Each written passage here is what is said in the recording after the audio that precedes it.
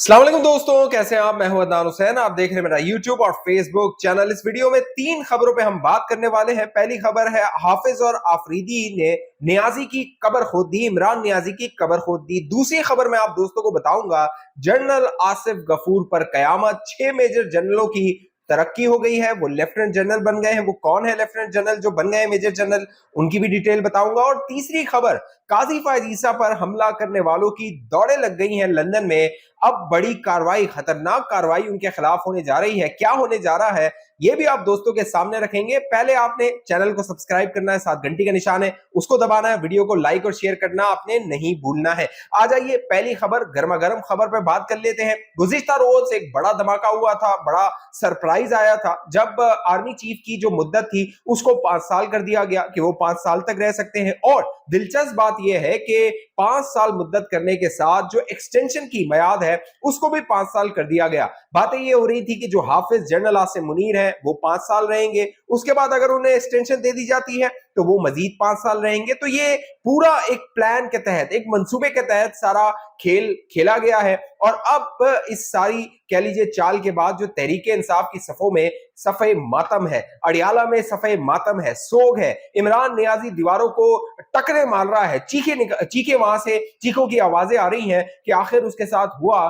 तो क्या हुआ। क्योंकि इन्होंने, तो मैंने बताया था ना गुज़िश्ता वीडियो में कि काजी के पीछे सब पूरे कौम यूथ को लगा दिया था, लेकिन पीछे से जो हाफिज था उसको एक्सटेंशन दे दी गई। अब जो army chief general Asim Munir है वो 5 साल आर्मी चीफ रहेंगे। और साथ साथ जो अफरीदी हैं, याया अफरीदी चीफ जस्टिस, देखिए ना, कानून साजी की गई, आईनी तरमीम की गई। जो मंसूर अली शाह थे उनको कटा दिया गया। तीसरे नंबर वाले जो जज थे याया अफरीदी, वो चीफ जस्टिस बन गए। कहा यह जा रहा था कि जो याया अफरीदी है वो तो मंसूर और मिन्नल्लाह का, अख्तर मिन्नल्लाह का दोस्त है, वो हल्फ नहीं लेगा, वो इनकार कर देगा। लेकिन दोस्तों गेम प्लान के तहत हो रहा है, सारी बाजियां, सारी चालें प्लान के तहत चली जा रही हैं। और जो तहरीके इंसाफ और उनके सहूलतकार जो आसपास के हैं वो हक्का बक्का देख रहे हैं कि आखिर ये रियासत कर क्या रही है। ये जो गेम खेला जा रहा है ये रियासत खेल रही है। तमाम सियासी जमातें एक पेज पर है, रियासती इदारे एक पेज पर है, पाकिस्तान को इस्तेहकाम और माशी तरक्की की जानिब लेकर जाना है। अब जो army chief general Asim Munir है उनकी जो मुद्दत मुलाज़मत में तौसी हो जाएगी, उसके बाद 30 के करीब जो लेफ्टिनेंट जनरल है, यानी पाक फौज में अभी जो मौजूदा जो हालात हैं उनमें 30 के करीब लेफ्टिनेंट जनरल हैं। और उनमें बेशतर लेफ्टिनेंट जनरल ऐसे हैं जिनको साबिक army chief general Qamar Javed Bajwa ने अपनी मुद्दत मुलाज़मत खत्म होने से 1 माह कबल अक्टूबर 2022 में तरक्की दे दी थी और उन्होंने लेफ्टिनेंट जनरल, मेजर से लेफ्टिनेंट जनरल बना दिया था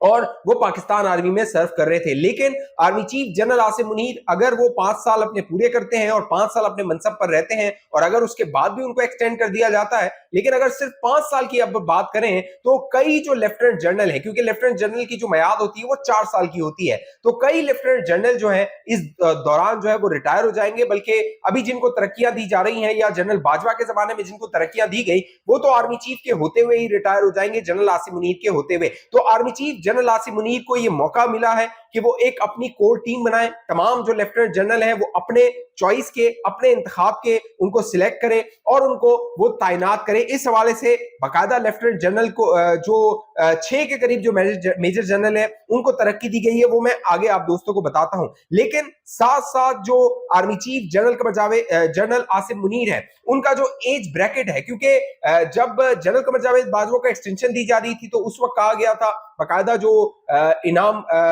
इनामुर रहमान है जो कि जैक ब्रांच में रहे हैं, साबिक कर्नल रहे हैं, उन्होंने कहा था बाकायदा अदालत में कि जो आर्मी चीफ होता है वो 60 साल की मुद्दत पूरी करके रिटायर हो जाता है। लेकिन अब नए कानून के बाद जो एज ब्रैकेट था वो खत्म कर दिया गया है आर्मी चीफ के लिए, यानी आर्मी चीफ ताहयात आर्मी चीफ रह सकता है। अब मौजूदा जो सिस्टम है उसने आर्मी चीफ के लिए ये कानून साजी कर दी है। साथ साथ जो तहरीके इंसाफ वाले हैं वो तो एतराज कर रहे हैं, लेकिन अब जो इनका एतराज शुरू हो गया है वो मौजूदा जो चीफ जस्टिस है याया अफरीदी, उन पर एतराज शुरू हो गया है। अब याया अफरीदी को आए हुए 15 दिन पूरे नहीं हुए हैं, 26 तारीख को उन्होंने हल्फ उठाया है, आज 5 तारीख है और इनके एतराजात शुरू हो गए हैं। उसकी वजह यह है कि हाफिज के बाद जो अफरीदी है उसने भी छक्के चौके लगाना शुरू कर दिए हैं। और आज का दिन इंतहाई फैसला कुन है, इंतहाई अहम है। उसकी वजह यह है कि सुप्रीम जुडिशियल काउंसिल में बड़ा अहम इजलास होने वाला है। इस इजलास के बाद, और सुप्रीम जुडिशियल काउंसिल इसलिए अहम है कि जो गुज़िश्ता रोज तरमीम की गई थी, कानून एक मंजूर किया गया था, उसके बाद सुप्रीम कोर्ट ऑफ पाकिस्तान में जो 17 जजेस की तादाद है उसको 34 कर दिया जाएगा, यानी कि डबल कर दिया जाएगा। तो वो जो जजेस की तैनाती है वो किसने करनी है? सुप्रीम जुडिशियल काउंसिल ने करनी है, जहां पर पार्लियामेंटेरियन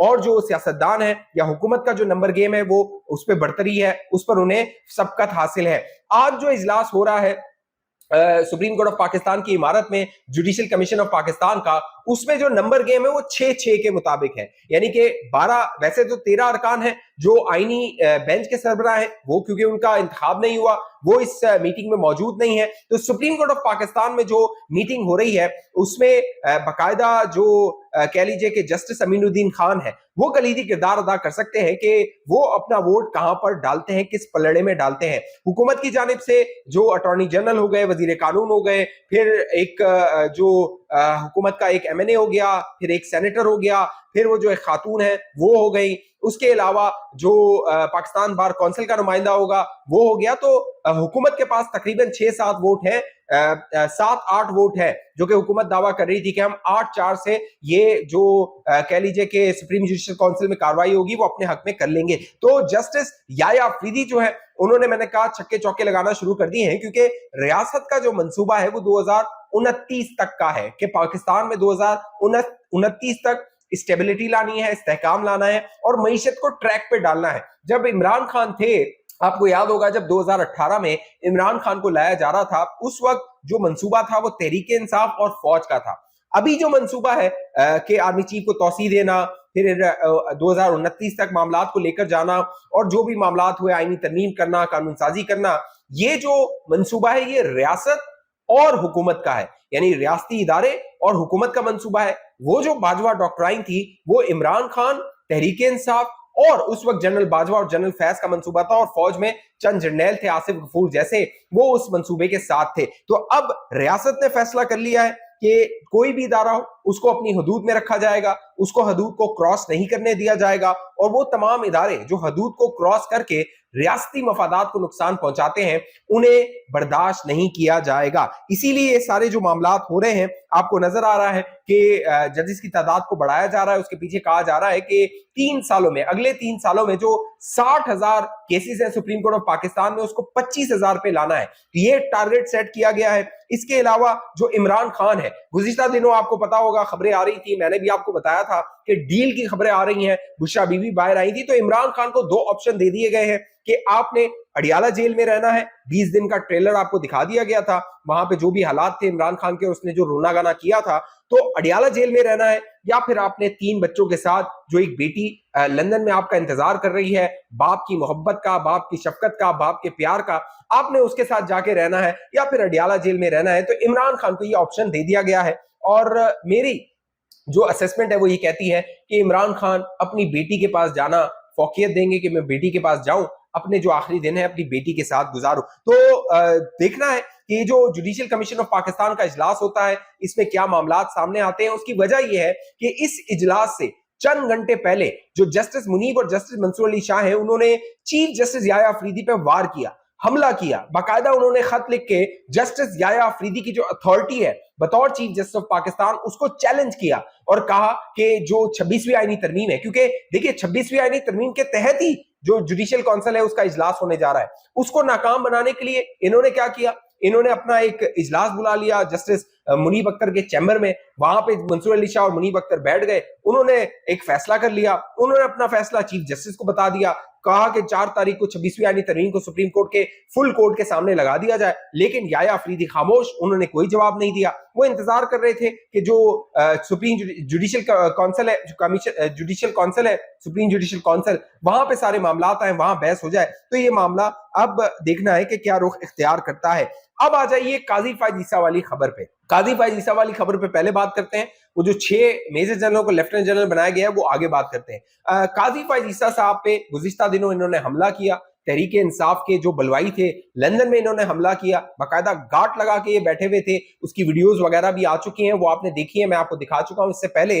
तो अब जो लंदन है, बरतानिया में इनको ये लग रहा था कौमी यूथ को कि ये नवाज शरीफ के घर के बाहर जाके ये गुलगबाड़ा करते हैं, नारेबाजी करते हैं, तो इनके खिलाफ कार्रवाई नहीं होती। अब वो नवाज शरीफ कहता है, नाम में शरीफ आता है, तो वो कहता है छोड़ो जी, भौंकने दो, भौंकते हैं तो भौंकने दो। लेकिन काजी जो है, काजी ने तो तुन के रखा हुआ है ना, जब वो चीफ था तो भी तुन के रखा हुआ था। अब क्या हुआ है, अब बाकायदा जो हुकूमत पाकिस्तान है, वजारत खारजा है, इसाक डार साहब है, उन्होंने बरतानवी हुक्काम से, वजारत खारजा से डायरेक्ट राब्ता किया है। इससे कबल खबर आ रही थी कि जी वो हमारा जो हाई कमीशन है वो ठंडा हो गया है, इस मामले को परसू नहीं कर रहा, लेकिन अब खबर यह है बाकायदा इसाक डार साहब मुतहरिक हुए हैं, उन्होंने बाकायदा डायरेक्शन दी है, हमारे जो हाई कमिश्नर है वहां पे जो फैसल साहब है, उनको ये कहा है कि इसको परसू किया जाए, बहुत सीरियस मामला है। साबिक हमारे चीफ जस्टिस है, बाकायदा वो जो मिडिल टेंपल गए थे, पहले चीफ जस्टिस है जिनको वहां पे बुलाया गया, पाकिस्तान के लिए एजाज था, लेकिन जहां पाकिस्तान के लिए अच्छी खबर हो, जहां पाकिस्तान के लिए खुशखबरी हो, वहां पे तहरीक इंसाफ ने जो है वो गन ना डालना हो, ये कैसे हो सकता है। लिहाजा जो बरतानवी हुकूमत है वो आने वाले दिनों में इनके खिलाफ सख्त कार्रवाई कर सकती है। ये जो उसमें मुलविस थे, उनकी पूरी शनाख्त, उनके नाम मैं आपको गुज़िश्ता वीडियोस में बता चुका हूं कि कौन कौन इनमें मुलविस था। बाकायदा इन्होंने ये सारा हमला और ड्रामा करके एक रेस्टोरेंट में जाके खाना भी खाया था, उस खाने की जो वीडियो थी वो भी मैं आपको दिखा चुका हूं। तो अब बाकायदा जस्टिस काजी फायज ईसा, क्योंकि इन्होंने तो ना, काजी फायज ईसा जो था, अब मैं कहता हूं बेचारा दरवेश आदमी था। अभी बार बार मैं एक बात दोहराता हूं कि तहरीक इंसाफ वालों को काजी और जनरल नदीम अंजुम याद आएंगे। काजी के खिलाफ इन्होंने पूरी कैंपेन चलाई, मुहिम चलाई, इल्जामात लगाए, एक्सटेंशन लेने वाला है, तौसी लेने वाला है, हुकूमत की सहूलतकारी कर रहा है, फौज की सहूलतकारी कर रहा है ताकि उसको आईनी अदालत का सरबराह बना दिया जाए, एक्सटेंशन दे दी जाए। लेकिन आखिर में हुआ क्या, काजी के पीछे ये लगे रहे, वहां पे हाफिज की एक्सटेंशन हो गई, हाफिज को जो है वो 5 साल मिल गए, हो सकता है 10 साल मिल जाए। तो काजी ने उस वक्त कुछ नहीं किया, लेकिन मेरा ख्याल है काजी की बदुआ लगी है इन कौम यूथ को, और कौम यूथ के लिए आने वाले दिन मजीद खतरनाक हो सकते हैं। देखना है लंदन में क्या कार्रवाई होती है, उस हवाले से भी मैं आप दोस्तों को आगाह करूंगा। अब आ जाइए जो जनरल आसिफ गफूर है। जनरल आसिफ गफूर के आखिरी दिन चल रहे हैं, उन्होंने भी रिटायर हो जाना है अगले एक आध माह में, और लेकिन उनका जो रिप्लेसमेंट है, यानी आसिफ गफूर को रिप्लेस कौन करेगा, उनकी जगह कौन आएगा, क्योंकि जनरल आसिफ गफूर एनडीयू के सदर हैं, वो वहां पे काम कर रहे हैं और काफी वक्त से, काफी सालों से काम कर रहे हैं। आई थिंक 1.5 साल 2 साल हो गए होंगे उनको वहां पर सर्व करते हुए, तो उनको वहां पे खुडे लाइन लगाया हुआ है, वहां पे उनको थल्ले लगाया हुआ है। लेकिन अब पाक फौज में बाकायदा 6 के करीब जो मेजर जनरल हैं उनको तरक्कियां दी गई हैं, army chief general Asim Munir ने उनकी मंजूरी दी है। तो अब जो लेफ्टिनेंट जनरल रिटायर हो रहे हैं, उनकी जगह पे ये जो 6 लेफ्टिनेंट जनरल हैं ये जिम्मेदारियां संभालेंगे। और ये बड़ी खबर है, ये बड़ी खबर, जहां पे आर्मी चीफ की मुद्दत मुलाजिम में तौसी की जा रही है, उनको एक्सटेंशन दी जा रही है, उनकी रिटायरमेंट एज बढ़ाई जा रही है, वहां पर 6 जो मेजर जनरल हैं उनकी तरक्की होना एक बड़ी खबर है। क्योंकि मैंने पहले कहा कि जनरल आसिम मुनीर अब अपनी टीम बनाएंगे, अपनी कोर टीम बनाकर वो पाकिस्तान की जो दिफा है और पाकिस्तान की सलामती है उसके लिए जंग लड़ेंगे। तो इसमें लेफ्टिनेंट जनरल एहसन गुलजार है, जिनको कोर कमांडर मुल्तान लगाया गया है, उनके साथ लेफ्टिनेंट जनरल अरशद नसीम है, जिनको जो है वो डायरेक्टर जनरल मेडिकल लगाया गया है, उसके साथ लेफ्टिनेंट जनरल आमिर नजम है, जिनको एनडीयू का, आसिफ गफूर की जगह इनको लगाया गया लेफ्टिनेंट जनरल आमिर नजम को। फिर जो लेफ्टिनेंट जनरल तबस्सुम हबीब है, इनको जो है वो जॉइंट स्टाफ हेडक्वार्टर लगाया गया है। फिर लेफ्टिनेंट जनरल हसन खटक है, जिनको जीएचक्यू में क्वार्टर मास्टर लगाया गया। और छठे जो मेजर जनरल हैं उनको लेफ्टिनेंट जनरल बनाते हुए अजहर वक्कास एडजुटेंट जनरल जो है वो इनको जीएचक्यू में लगाया गया है। तो बड़ी तकर्रुरी तबादले हो रहे हैं। रियासत इंशाल्लाह अपना कंट्रोल संभाल रही है, मामलात काबू में आ रहे हैं। जो स्टेट बैंक ऑफ पाकिस्तान ने उसने शरह सूद कम कर दिया है, 15% पे आ गया है। आज से तकरीबन 6 माह पहले वो 22% पे था। तो महंगाई की शरह भी कम हो रही है। इंशाल्लाह इसका जो बेनिफिट होगा, इसका फायदा होगा, वो आम आवाम तक पहुंचेगा और पाकिस्तान दोबारा मुस्तहकम होगा, दोबारा तरक्की की जानिब गामजन होगा। इस हवाले से आप दोस्तों की जो भी राय नीचे कमेंट कीजिए। अब तक ये चैनल आपने सब्सक्राइब नहीं किया, जरूर सब्सक्राइब कीजिए, साथ घंटी का निशान है उसको लाजमी दबाना है, और वीडियो को लाइक और शेयर आपने लाजमी करना है, और नीचे कमेंट भी करना है किस शहर किस मुल्क से वीडियो देख रहे हैं, ताकि मैं आपका शुक्रिया अदा कर सकूं। और फेसबुक के हमारे दोस्त, बहुत अच्छे दोस्त, इस वीडियो को शेयर कीजिए, चैनल को लाइक कीजिए, जो पेज है लाइक कीजिए और ज्यादा से ज्यादा शेयर कीजिए। अगली वीडियो तक मुझे इजाजत दीजिए, अपना ख्याल रखिएगा। पाकिस्तान जिंदाबाद।